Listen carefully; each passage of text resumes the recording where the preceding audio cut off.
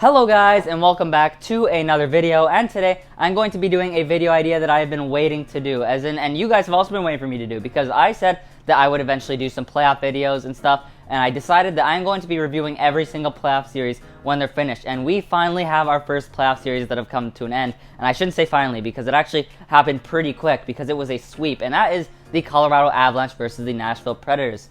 And when I say I'm going to review it, I'm going to go over the games, just the storylines coming out of each game, the stats for each team throughout the series, as well as the leading scorers and some goaltending stats and stuff. So let's get straight into it.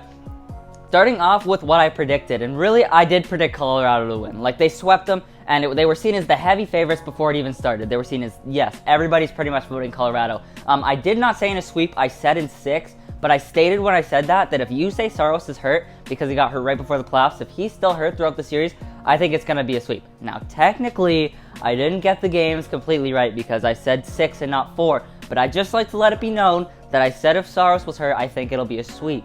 Even though I technically got it wrong, you know, there, la la. But we go in game 1, right? All of these talks of Colorado's going to destroy Nashville, and Nashville does usually good as an underdog, so I'm like, you know what? Maybe we'll get to see a surprise. I don't think an upset, but maybe, who knows, maybe Nashville gets the leg up on them after game 1, and it just does not happen. Without Juuse Saros, first game in Colorado, they beat Nashville 7-2. And really, the story out of this game was David Rittich. David Rittich sunk Nashville in this game so early. Like, the first 10 minutes, I think it was like 4, whatever. It was crazy. Rittich ended up having a, below 700 save percentage. And yeah, he didn't see the net again for the rest of the series and completely sunk this game. Not that I think they would have won if he didn't start, but it was way farther than I think it would have been had he not been starting. And then we move into game 2. Rittich obviously not starting, and it's in Colorado again. Nashville's looking to have that bounce back game, and they kind of do. They still lose, but Connor Ingram drags it to overtime, and when I say he drags it to overtime, I mean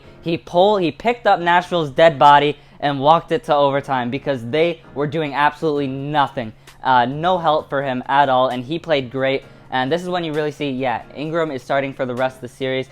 Sadly for Nashville, but Makar did score the overtime winner, took them down in game 2. And then game 3, talks are loud. People are saying, yeah, it's going to be a sweep, because even when you had the goaltending play good, they still managed to lose. And well, the goaltending this game not as great. They go to Nashville and lose their first game. Nashville loses their first game at home. Colorado destroys them 7-3. And really, Kemper actually got hurt in this game, so that's one of the storylines that came out of that. He got hit in the face with a stick, I think, and he ended up getting like a black eye or a swollen eye or something. He's still not back. He'll probably be back for second round. But yeah, they just destroy Nashville. And then obviously we go to the last game of the series, where Colorado did beat Nashville 5-3, sweeping the series and having the only sweep in this entire first round guaranteed. So yeah, it was a rough time for Nashville. That was with Francouz in as well. So Francouz really has had a 900 save percentage. Not probably the goalie that you want for the playoffs, like would prefer to have, but he definitely hasn't been bad. And yeah, they do take down Nashville very easily in 4. Like, only one game was seen as a close game. And then we look at the stats for each team. So I said how the games went. It was a very quick series, but would the stats say it was as lopsided as it looked?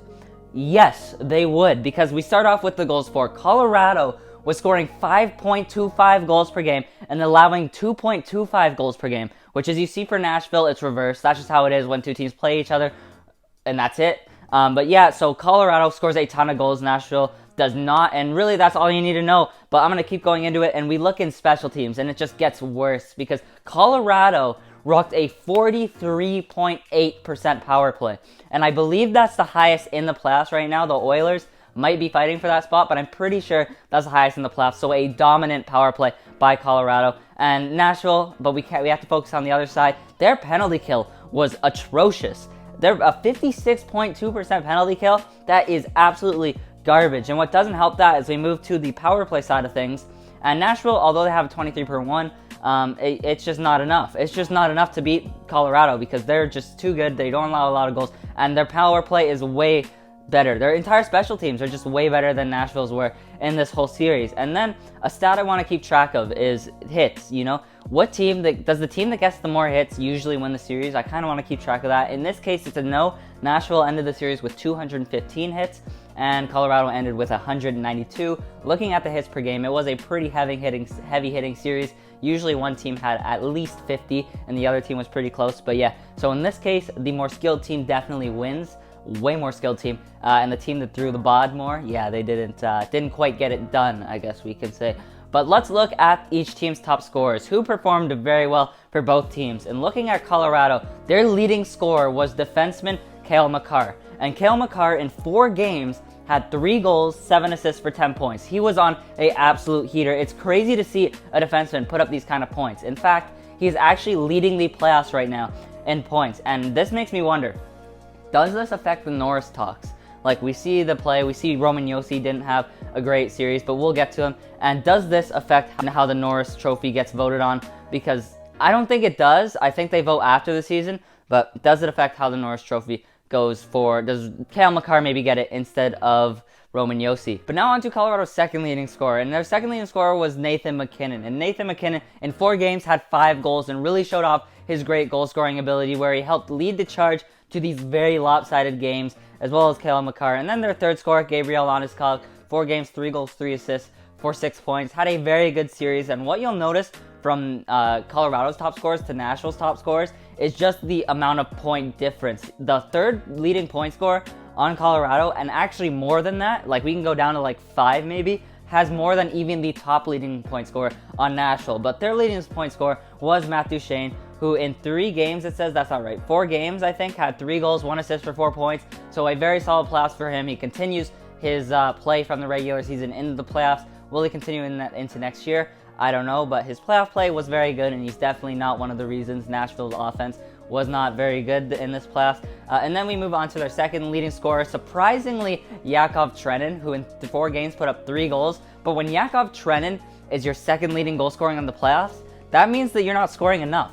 Sure, he can be doing good, but when you don't see Roman Josi up there, when you don't see Ryan Johansson, when you don't see, Philip Forsberg, where's Philip Forsberg? When you don't see these guys up there and Yakov Trenin is doing better than them, there's something going wrong with your goal scoring. And then third was Alexander Carrier. Again, shouldn't be in your top goal scoring, but he did have a very good playoffs.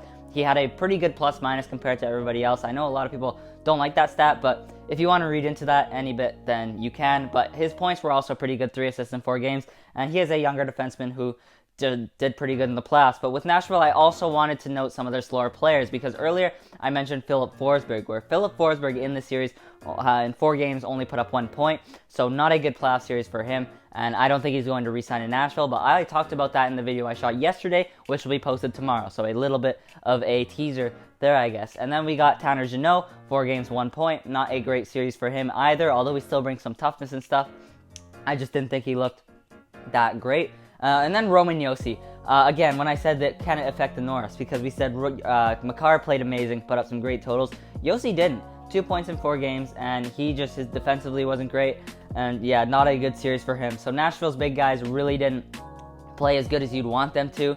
Although they did have some people step up, it just was not enough to help them get past the brute of a team that is the Colorado Avalanche. But now we move on to the goaltender stats, because goalies this series definitely played a huge role in who won the games. And we start off on Colorado's side, kind of the less interesting side. We got Darcy Kemper, who put up a .934, and he played very solid. Obviously, like I said, got that stick to the eye in Game 3. He'll be back, I'm sure. And Francouz didn't do bad when he stepped in, a .902. Not your ideal starter, but did play solid enough to help Colorado get those last 2 wins in the playoff series. But then we move on to Nashville's side. Okay, we start off with who started, and that was Connor Ingram. Connor Ingram in the series put up a .912 and played honestly as solid as you'd ask him to. He had a very good first game, and then it kind of fell off. But with Colorado's offense and the amount of shots that were being allowed on him and the chances, I just can't blame him. And this save percentage is really solid considering the amount of goals that were averaged per game against him. So that just shows you how many shots he was taking. And yeah, he had a pretty solid playoff series in my opinion. But who did not have a solid playoff series was David Rittich. David Rittich played the first game, and he played for like 10 minutes, and his save percentage is a .615. He let in like 5 goals on like 13 shots. It was insane and terrible. And that's when I knew that their goaltending was a problem. But then Ingram came in, played solid, but I cannot believe that David Rittich put up a .615. And when I see this, I wonder, will he get a job in the NHL next season? Could he even get a job? Like, we look in the regular season, his numbers weren't great. Last year he wasn't great. And this playoffs, those 10 minutes really just show you he might not be a great goaltender. I don't know what to say. Those numbers are so extremely low that I could not believe it when I saw it. Like, I knew he played bad, but that bad, like, he sunk Nashville's game. Like I said earlier, that game 1 was immediately taken away from Nashville's hands from this man right here. So if he can find a job in the NHL next year, then good for him, I guess. But honestly, this playoff series and his season as a whole really makes me start questioning whether he is going to be capable of finding a job next year in the NHL. But that is really it for the review. Looking at who they will probably play next is going to be one of the Minnesota Wild or the St. Louis Blues, which honestly, either way, it will give, I was going to say David Riddick. Nah, he's out. It will give the Colorado Avalanche a more of a run than Nashville did for sure. When you have a team that has a legitimate goalie, it's going to be more hard to beat them. And as well, Minnesota's kind of a tough team. St. Louis is more of a skilled team, but who can also play a tough game. Both teams have 2 very solid goalies, so again, it'll be interesting to see who plays who.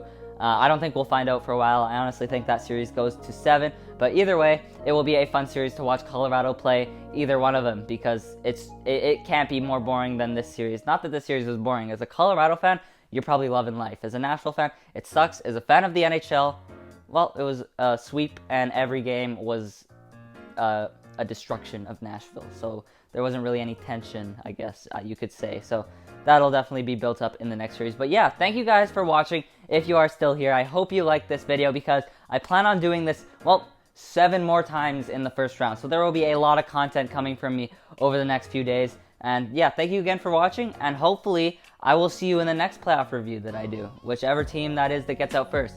And there will be a video posted tomorrow that I did shoot yesterday, where I talked about the video I'm doing today a little bit, but I did film a video yesterday, and it will be out tomorrow. This one kind of gets first priority because there's some timing with it. The next video I could probably release in like 2 weeks, and it would be fine still, most likely. But yeah, so thank you guys for watching, and see you in the next video.